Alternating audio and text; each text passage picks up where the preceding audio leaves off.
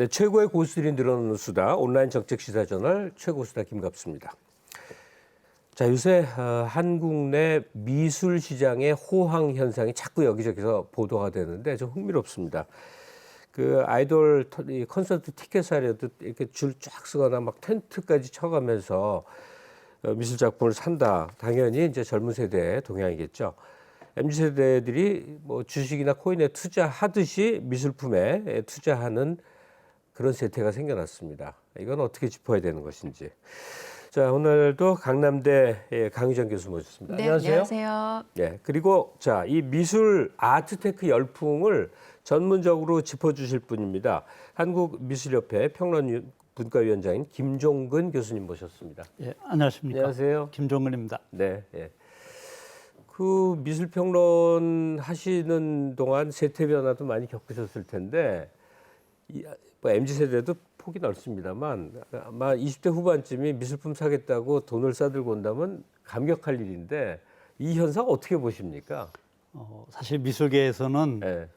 어떻게 본다면 경천동지할 그런 사태예요. 네. 뭐 최근 2007년, 2008년 노무현 정부 말년에 상당히 미술품 경기가 핫했었는데 그 이후 2021년, 2022년에서 정말 미술계에서는 뭐 전부 다 악소리를 지를 정도로 좋아하기도 하고 이런 세태가 계속 언제까지 진행될 수 있을지 의심의 눈초리를 사실 갖고 있는 것이 현실입니다. 예. 그러니까 젊은 세대가 참여한다는 건 생각도 못할 일이었는데 오늘 하나하나 짚어보겠는데요. 일단 제일 먼저 왜 이런 그 난리가 났는지에 대해서는 거래 금액 규모를 보면 알 수 있을 것 같습니다. 지금 막 한 3배쯤 폭발했다고 그러는데요. 네. 뭐 사실은 미술 시장이 작년에 아트페어의 첫날 보통 뭐 72억 정도가 전부 다 예산인데 뭐 170몇억 된 정도로 폭발적 거의 뭐 3배 이상의 판매액도 그렇고 예. 입장객들도 오프닝에 보통 VIP만 초대를 하는데 그거를 줄을 서야 돼요. 그리고 작년에는 33만 원 전시회 오프닝을 하는 그러니까 들어가는데요. 아니 전시회입니까? 아니면 아트페어예요. 아트페어에 네. 그러니까 이제 미술품 사러 그렇죠. 사러 온 사람들이 줄 서서 기다렸다가 들어간다고요. 그렇죠. VIP인데도. 그러니까 이거는 아마 거의 바젤의 홍콩 아트페어가 보통 일주일에 뭐 한 12만 명 정도인데 거의 6만 명 정도가 들어올 정도니까 우리나라 미술시장도 바야흐로 국제 미술시장의 완전한 하나의 선진국 대열에 꼈다고 봐도 아마 무리는 없을 거예요. 아니 강유정 교수님, 네. 한 3천억 정도 하는 게 우리나라 미술시장의 그 유통액인데 네.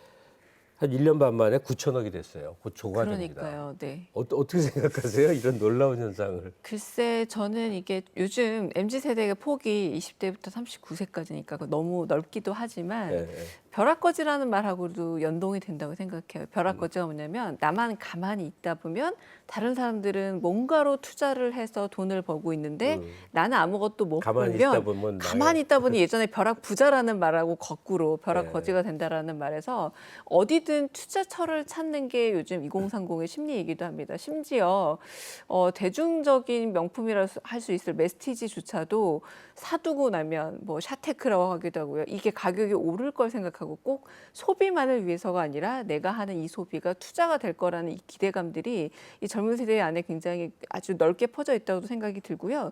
저는 무엇보다 이제 과거에 이 미술 마케팅 역시도 몇몇의 엘리트 계층이나 소위 말하는 과거 스폰서가 될 수 있는 귀족적인 소비 계층들에게 호소를 했다면 지금은 확실히 좀 대중적인 소비 계층에게 많이 호소를 하는 측면도 없지 않아 있습니다. 아주 홍보가 잘 되고 있는데 제 개인적인 경험이기도 합니다만 뭐 프린트 베이커리라 예를 들어 프린트 베이커리라도 이렇게 굉장히 젊은이들이 노출이 많은 공간에 그런 곳에서 이제 미술품에 대한 소유에 대한 문턱을 낮추기 시작한 것이 이제는 투자의 개념과 나 역시도 내가 약간 다른 의미의 소비를 함으로써 내가 가진 어떤 취향을 넓혀보겠다라는 과거에 어떤 장소에 가서 새로움을 흡수하려던 젠트리피케이션이라든가 여러 가지 흥행들, 그러니까 힙스터의 어떤 면모들이 이제는 미술품 하나를 내 나름의 개성적인 걸 가짐으로써 취향과 소비 그리고 투자를 한꺼번에 달성하겠다라는 좀 최근에 욕심 많은 힙스터 세대들이 예. 보여주는 경향들이 아닐까라는 생각이 듭니다. 그 김정은 선생님은 저 미술 평론 작품을 평론하시는 분인데 네. 제가 자꾸 돈 얘기를 해서 그런데 한 번만 더 여쭤보면 그 업계에서 판단하는 게 있을 거 아니에요. 지금 뭐 9천억 규모라 그러는데 매출 규모 어디까지 봐요? 전망합니까? 사실은 지금 우리나라 미술 시장의 규모는 작년 정도를 기준한다면은 타이완의 한 10분의 1 정도밖에 되지 않는 그렇게 큰 규모라고 볼 수는 없었어요. 우리가 대만보다도 그렇게 작은 거군요. 그렇죠. 미술 시장의 규모는. 예. 그런데 최근 2, 3년 사이에 그 폭발적인 그 MZ 세대의 컬렉터들의 증가, 그리고 미술 시장의 호황, 그리고 그 이면에는 사실은 부동산에서 더 이상 투자가 어렵고 그다음에 주식이라든가 이런 것에서 많은 수익성을 기대할 수 없으니까 그 세대들이 그림에다가 사서 일종은 묻어두고 일종은 투자하고, 물론 거기에는 이제 뭐 이건희 컬렉션의 그런 공개 효과 이런 것들도 사실은 같이 한다고 볼 수가 있어요. 예. 근데 어쨌든 이 컬렉터들이 뭐 너무 아주 기현상을 많이 낳고 있어요. 뭐 보통 우리 옛날에 샤넬 백 같은 걸 살 때 오픈해서 가서 산다고 해서 오픈런. 예, 오픈런이라고 하는데 달려가서 네. 갤러리에서 뭐 평창동의 프린트 베이커리라든가 뭐 가나 한남의 어떤 갤러리의 일부 오픈런에 실제 저는 그 사람들을 만나고 예. 그 전시했던 작가가 제가 잘 아는 친구였었는데 이런 것으로 봐서는 이것은 해외에서도 사실은 거의 보기가 드문 현상들이에요. 그러겠죠. 예. 네, 뭐 물론 옥션 같은 데서는 그 비딩에 따라서 뭐 1,000만 원짜리가 4, 5천만 원, 뭐 1억까지 가는 경우도 있는데, 이렇게 갤러리에 혹은 아트페어에서 이렇게 미술 시장이 핫하게 뜨겁게 뭐 작가들이 전화를 하면 그런 얘기도 해요. 선생님, 제가 작년에만 한 3억 정도를 벌었습니다. 이런 얘기를 예. 스스럼없이 하는 거는 그만큼 우리나라 미술 시장의 규모 그리고 경제가 성장이 됐다는 거고, 다만 저 우려가 된다면은 이런 사람들이 정말 미술이 좋아서 미술을 정말 취향으로 뭐 인테리어를 위해서든 뭐든 이렇게 해서 하면 좋은데, 너무 투자 목적으로 만약에 흘러갔을 때 예, 예. 경제가 안 좋아진다거나 미술 시장의 어떤 부침이 예상이 될 수도 있으니까, 그랬을 때는 정말 어떻게 할 건가라는 거에 대한 것이 조심스럽기도 하고 우려가 전혀 없는 건 아닙니다. 얘기 흐름 속에 자연스럽게 이제 MZ 세대들이 아트테크를 이끄는 주체가 됐고, 그 이유가 뭔지를 두 분이 설명을 해주시는 셈이거든요. 새로운 이제 어떤 뭐 멋스러움이 동반된 어떤 투자 행위고, 또 김정근 선생님 같은 경우는 이제 부동산 시장이라든지 기존의 투자처에 진입이 어려워진 대신 이제 아트테크 쪽으로 이제 많이 흘러갔다. 더 구체적으로 들어가니까 NFT까지 이제 확장이 되는 거죠. 구체적인 작품이 아니라 NFT라고 하는 그 NFT에 대해서 혹시 설명해 주실 수 있나요? 예. 네. 사실 오래전에 네. 뭐 60, 70년대 앤디 워홀이 예술이야말로 최고의 비즈니스라고 이야기를 했어요. 그리고 자기는 뭐 상업 미술가라고 아주 그냥 공헌을 하면서 네. 이 미술 시장에 뛰어들고 그 공장에서 이후에 막 찍어내듯이 하겠다. 그렇죠. 막. 뭐 예, 그래서 예. 우리가 소위 아트 팩토리라고 하는 미술 공장을 만들었는데, 그 이후에 이제 미술이 완전히 하나의 취미의 대상에서 재테크의 대상으로 옮겨갔다고 봐야 되겠죠. 그래서 이제 우리가 그러한 현상이 아마 가장 최근에 핫한 트렌드가 있다면은 결국 NFT이죠. 뭐 쉽게 얘기하면 이제 음악을 저작권을 팔듯이 예. 이 미술 작품을 저작권을 사서 소유하는 거죠. 그러니까 이제 그런 거래 방법들은 뭐 사실은 비트코인 같은 것으로 해서 블록체인 기술을 통해서 비트코인으로 사고 파는 이런 현상이 너무 핫하게 지금 대두되고 있어요. 예. 그러니까 블록체인 방식으로 어쨌든 미술품도 판매하고 소유하고 뭐 이런 게 가능해진 건데요. 사례를 보면요. 작년에 크리스티 경매장에서 그 비플이란 뭐 작가죠. 이 사람의 Everydays란 작품입니다. 저도 이제 화면으로 봤는데 뭐 이렇게 뭐 잔뜩 찍어 놓은 건데 이게 6,390억 아니야 6,930만 달러죠. 그러니까 우리 돈으로 얼마입니까? 이게 한 785억이라고 환원이 되던데. 그 정도 되죠. 와, 그러니까 이게 우리가 아는 전통적인 뭐 그 대가의 서양 화가들 대가의 작품보다도 어마어마하게 더 이제 비싸진 거예요. 어떻게 보면 사실은 그거는 저작권과 이제 작품은 실제 소장할 수는 그림이 없고 팔린 게 아니잖아요. 그렇죠. 아마 그 참나. 이미지를 예. 가지고서 얼마든지 자기가 사용할 수도 있고 집에다가 걸어놓을 수도 있고 모니터를 통해서 인테리어 장식을 할 수도 있는. 지금 화면에 보이네요. 예. 그렇죠. 이제 그런 방식과 아니면 이걸 뭐 쪼개기 방식이라고 하는데, 그러니까 그림에 만약에 100호다 그러면은 1호에 얼마씩 해서 이렇게 또 사는 그런 쪼개기 방식의 NFT도 있습니다. 다수가 그러니까 한 그림의 그 이미지를 쭉 수백 명이 쪼개서 이제 사는 거죠. 그렇죠. 예. 마치 콘도의 분양권을 그냥 뭐 몇천 명, 몇만 명한테 팔듯이 그래서 이제 이게 가격이 만약에 올라가고 하면은 나중에 그 수익금을 이렇게 쉐어를 하는 그런 형태라고 볼 수가 있죠. 근데 이게 재밌는 예. 게 그 2021년 겨울에 가장 핫했던 게 뭐냐면 바로 신세계 백화점 앞에 미디어 월이었어요. 근데 이 미디어 월이라던가 지금 미디어 월로 할당하는 작가들이 굉장히 각광을 받고 있잖아요.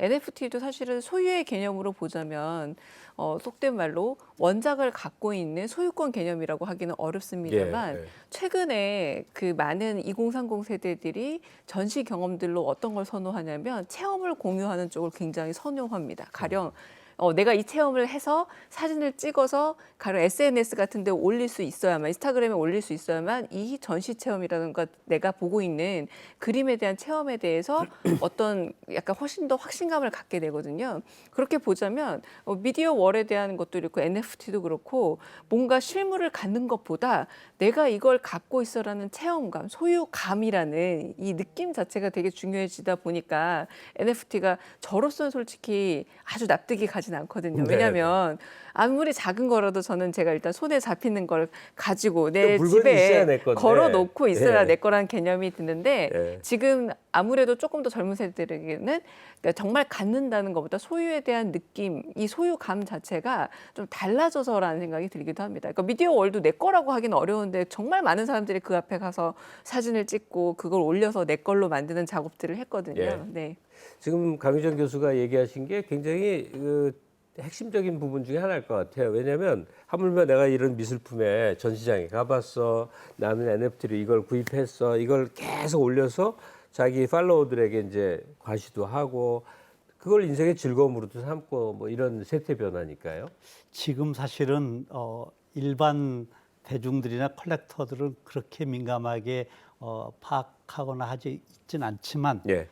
적지 않은 그 컬렉터들이 젊은 컬렉터들이 갤러리를 차리거나 아트페어에 나가지 않고 예. SNS 상에서 그 인스타 상에서 자기 그림을 컬렉션하고 있는 걸 올려요. 예. 그러면 그에 관심 있는 사람이 이게 얼마쯤 되느냐 해서 DM을 주고받고 해가지고 거래를 해요. 이것이 한 달에 어떤 그 인스타 하는 사람이 수익만 한 3천만 원 정도를 번다는 거예요. 한 달에. 예. 그러니까 갤러리가 없이 그렇죠. 직접 그러니까 온라인 상에서 뭐 그게 사실은 그리고 갤러리도 이제는 뭐 매스컴이나 이런 데다 오픈해서 공개하는 것보다 인스타에다가 올리는 거예요. 우리가 예. 이런 전시를 하고 있다. 그렇게 하면 전에는 그런 것들 그림을 직접 보러 와서 보고 뭐 가격도 흥정하고 하는데 요새는 그러지 않고 그 인스타에 올라가 있는 몇 번 작품 그 내가 관심 있다 해서 그냥 바로 송금해서 그냥 작품을 딜리버리하는 이런 갤러리도 적지 않은 거예요. 예. 그러니까 인스타에 MZ 세대들이 등장함으로 인해 가지고 미술 시장의 큰 판도의 흐름을 바꿔놓기도 하고 또 그 젊은 그 컬렉터들 MZ 세대들이 이름 있는 작가들보다 젊은 작가들, 뭐 30, 40대 이런 작가들을 런닝 오픈런처럼 사실은 하고 있는 거예요. 자, 그러니까 일단 그 미술 작품이 젊은 세대들에게 이제 새로운 투자처로 활성화돼 있다. 그 방식으로는 직접 거래보다 오히려 NFT 같이 이미지에 이제 분할 소유하는 현상도 많다. 그리고 그 배경에는 이제 소셜 미디어라고 하는 온라인 공간에서의 활발한 이제 소통들 뭐 이런 것들이 이제 작용을 하다. 이게 이제 큰 흐름이군요. 여기까지가. 근데 이제 보니까 미술 아트테크만이 아니고 이 투자로 이 세상의 사물을 대하는 게 이제 막 음원 같은 거, 운동화 같은 거, 뭐 희귀템이라고 맞아요. 그러죠. 한정 판매 이런 것들 별거 다 투자하지 않습니까? 네. 그러니까 최근에 저는 이게 좀 코로나19랑도 분명히 연관이 되어 있다는 생각이 들어요. 왜냐하면 가장 사람들이 소비할 수 있는 체험재로서 여행이라던가 이동의 자유가 많이 제한이 되다 보니까 간접적인 이동의 자유와 간접적인 다른 세계 체험으로 가장 좋은 게 잘 몰랐던 세계로의 체험이 아닐까. 예. 그곳 중에 하나가 저는 미술 작품으로의 체험이라는 생각이 들고요. 그리고 최근에 생각보다 어떤 지금 문화 아이템보다 미술 계통에서 그 소셜 미디어의 그 적용이라든가 새로운 적응이 굉장히 빨랐다는 게 사실이고요. 그리고 젊은 그러니까 큐레이터도 아니고 갤러리 관계자도 아닌 그 중간에서 인플루언서로서 SNS에 소개하고 있는 많은 젊은이들이 있습니다. 전문성하고나 관계가 좀 학위와 없어요. 관계없이 그냥 없이 하는 거죠. 내가 좋아하는 작품들 그리고 가장 여기서 큰 파워를 줬던 건 RM을 비롯한 몇몇 실제 스타들, 셀러브리티들이 들어오면서 이 세계에 대한 관심이 굉장히 늘었고 모르는 세계를 경유하고자 하는 지적인 여행이죠. 어떻게 보자면 미술계로 여긴 한 번도 경험한 적이 없고 어떤 작품이 있는지도 모르지만 이쪽으로 새로운 체험을 해보고 싶어라는 이런 어떤 흐름들이 모여지면서 게다가 아주 작은 돈으로 구매할 수 있는 작품부터 아주 큰 돈으로 구매할 수 있는 작품까지 상당히 굉장히 베리에이션이 넓다는 것까지 알게 돼서 여러 가지로 호황들이 이루어질 수 있는데 저는 가장 기점이 된다면 이제 올해 중반 이후로 이제 여행의 자유가 많이 풀리게 되고 실제 작품들을 또 우리가 가서 보게 된다라던가 옥션도 서울 옥션뿐만 아니라 홍콩 같은 옥션까지 갈 수 있게 된다면 어떻게 될까? 요거는 좀 하나의 변수가 되지 않을까라는 생각이 들기도 합니다. 예. 지금 얘기 중에 나왔는데 방탄소년단의 RM 얘기하신 거죠? 네네. 이런 셀럽들 유명한 친구들이 이제 미술품 소장하고 싶어하고 좋아하고 뭐 B라고 김태형 씨도 미국 공연 갔다가 어디 개인 조그마한 전시장에 갔다가 그게 뭐 세계적 화제가 되고 그런 걸 봤었어요. 그러니까 아마도 그 코로나19로 인해서 이제 집콕 있고 남의 동향도 많이 보는데 사람들이 이렇게 미술품을 사랑하고 찾아가고 또는 자기 돈을 투자해서 소유하고 이런 것들이 영향을 많이 미치는 모양이에요. 그래서 최근에 많이 유튜브에 보면은 뭐 방구석 미술관이라고 있어요. 그러니까 네. 이제 유튜브를 통해서 세계 각국의 미술관이라든가 전시 같은 것을 감상할 수 있는 그리고 소개도 하고 실제 뭐 그런 옥션도 있는데 조금 전에 말씀하신 것처럼 배우 이광기 씨가 스튜디오 길을 파주에다 차려놓고 우리나라 유명한 작가들을 아주 정기적으로 전시도 하고 소개도 하고 또 라이브로 경매도 하고 그러면서 이제 뭐 정말 하태임이라든가 혹은 뭐 김태우 작가라든가 혹은 뭐 양종룡 이런 작가들의 작품이 뭐 김희선 씨라든가 뭐 붐이라든가 혹은 뭐 많은 이런 셀럽들이 작품을 실제 사기도 하고 예. 뭐 또 하정우 씨 같은 경우 뭐 우국원 작가도 아주 좋아하고 친하고 그래서 또 컬렉션하고 그러니까 그런 셀럽들이 가지고 있는 어떤 컬렉션의 트렌드 그다음에 어떤 작가들 했는가 이런 것들이 실제적으로 필드에서는 어느 정도 먹힌다 그러는가 네, 혹은 설득력이 있어서 시장 상황을 훨씬 더 활성화시키는 거는 분명해 보여요. 예. 아니 근데 그 셀럽의 영향도 받고 또 NFT를 적용하기도 하고 다 좋은데 가만 생각해 보면 이게 굉장히 자연스러운 것 같긴 한 게요. 자산이 있으면 우리가 생각할 수 있는 건 딱 두 개밖에 없었던 거예요 그동안. 부동산, 증권. 이제 거기 코인이 하나 더 늘어난 거죠. 네. 근데 그 방식이라는 거는 굉장히 고루한 전통적 방식인데 시선이 넓어지고 이제 돈이 매개가 된다는 게 가령 미술품을 소유한다는 게 미술의 관계가 되는 방식으로 NFT 소유라든지 우리가 뭘 하든 돈이 들잖아요. 그런 차원으로 생각하면 꼭 그 예술 작품을 뭐 돈으로 사고 파는 관계로만 대하는구나 이렇게 생각하지 않아도 되지 않을까 이런 생각이 들어서 저는 그 김정은 소장한테 이 점을 좀 여쭤보고 싶어요. 새로운 층이 막 유입되고 미술 시장이 활성화되어 있는 상황에서 기성의 이제 미술계 인사들 이분들이 우려도 있고 반갑긴 하겠지만 많은 염려들 할 거예요. 어떤 얘기들을 합니까? 일단 이제 뭐 모든 어떤 현상이 과열될 때는 그것을 바라보는 그 양면의 시선들이 존재를 합니다. 예를 들면 어떤 작가가 막 주목을 받고 가격이 뭐 몇 명 그런 적이 있어요 지금 뭐. 근데 청신이라고 하는 작가도 그렇고 뭐 네, 명태, 청신이라는 네. 분 뭐, 기사 난 것도 네, 봤어요. 정영환 씨도 그렇고 텐트 치고 기다렸다가 산다며요, 청신 씨 거를. 그 이제 그런 작가들의 작품이 뭐 정말 몇백만 원씩 10호짜리가 뭐 그리고 뭐 좀 큰 거는 뭐 한 억대까지 지금 얘기를 하더라고요. 근데 그렇게 작가의 작품이 좋은 가격에 많이 팔리고 시장이 활성화되고 확대되고 파이가 커지는 건 참 미술계로서는 아주 긍정적이고 좋은 현상인데 예. 이제 문제는 계속 이렇게 시장이 좋고 또 많은 컬렉터들이 어떤 화가를 사랑해서 매니아로 이렇게 하면 좋은데 이게 팬들이라는 사람들은 늘 변덕이 심하거든요. 그럼요. 마음이 식은 그리고 건 뭐. 특히 가차 경제적인 이익의 손실이나 이런 거에 따라서 언제든지 또 작품을 샀던 거를 내던질 수 있거든요. 이제 이랬을 때 미술계에서 와해되는 미술 시장이 와해되고 이런 현상들이 나타날 때를 사실 우리는 준비를 해야 돼요. 그래서 보통 이제 저희처럼 전문가나 이런 사람들은 작가의 작품을 컬렉션할 때 좀 더 가능하면은 좋은 작가, 그다음에 작가에 대한 정보라든가 이런 걸 충분히 검색을 해서 평가도 어느 정도 낳고, 야 이건 이 작가는 기대할 만하다. 그리고 컬렉션으로서 가치도 있다. 이렇게 해서 투자를 권유를 해요.